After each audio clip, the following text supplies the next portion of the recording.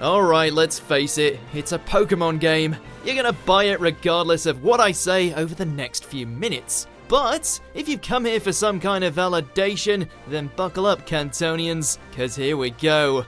Pokemon LGPE is the most confusing game of 2018. Certainly not because of its gameplay, which very clearly leans towards the, let's say, user-friendly side of gaming, but more so because it's hard to gauge whether or not you're actually having fun half the time.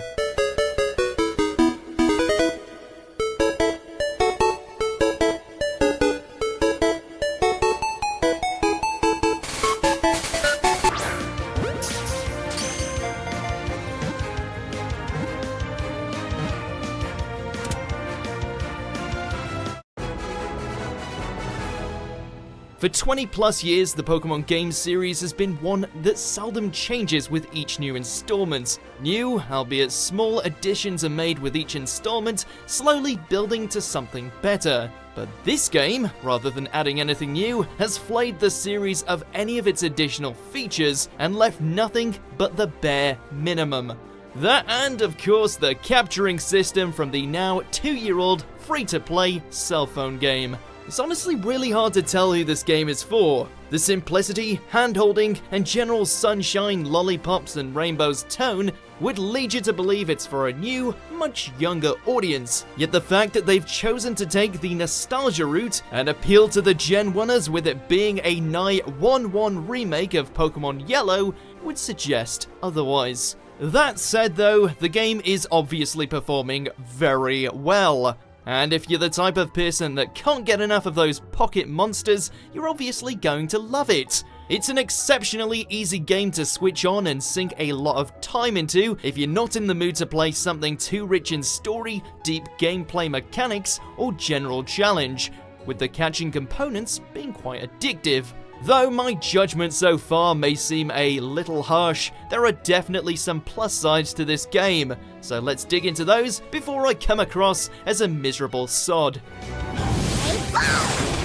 The feature of having Pokemon appear on the map, rather than having to scurry through bushes and such to hit a random encounter, is something we can only hope will be in the next mainline Pokemon game next year. It feels like a necessary step forward for the JRPG genre, as evidenced by things like Dragon Quest XI, and it really cuts the tedium out of looking for your favorites. The soundtrack also goes hard as hell, being a wonderful collection of remixes of the original.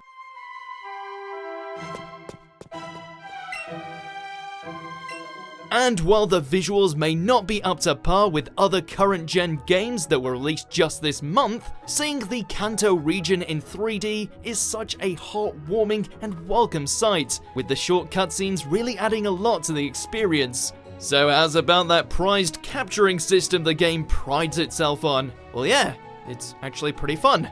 If you're absolutely nothing like me and can actually competently harness the power of the Switch's motion controls, then you're likely to have fun expertly throwing the balls at their darling little faces. Fortunately, if you are like me, playing the game in handheld is far easier, so you can breathe a sigh of relief there. The thing is, with the capturing system being kind of fun, it makes trainer battles feel all the more dull. Not only do they feel slow and sluggish, but the fact that most trainers have only one Pokemon, present no challenge, and that the battles yield far less experience than the capture encounters, it may lead you to actively try to avoid some battles. There are these master trainers that are optional and supposedly more difficult, but even these can be easily shoved into a locker by the ultimate killing machine you're gifted should you be wise enough to choose Let's Go Eevee. You literally do not have to use anything other than Eevee in this game, since it's a genetic freak. You talk to a dude in Cerulean City's Pokemon Center who can teach it a number of elemental attacks, all of which are completely broken. I'm not even joking, you could probably beat the entire game simply by using the brown fluffy menace. Eevee is a total Chad, and with the upgrade system, which requires you to capture dozens of the exact same Pokemon, liquidize them into candy, and feed them to the ones you want to use in order to make them competent in battle, being such a lengthy process, you might as well just stick with your starter. He's sick as f***.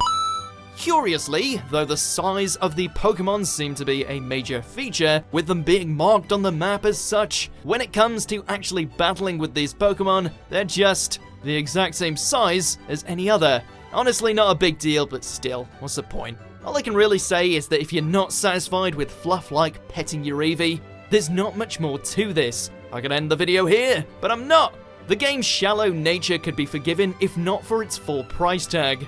The game costs the same as something like Red Dead Redemption 2, and does little more than satiate your hunger for more Pokemon content, or justify you owning a Switch throughout 2018. This year, Dragon Quest XI proved that you can stay loyal to a multi-decade spanning series' roots, and still create absolute magic, a feat that Let's Go honestly does not. The ray of hope here is that we've been promised an actual mainline game in the series in 2019, which may mean they're saving the best for then.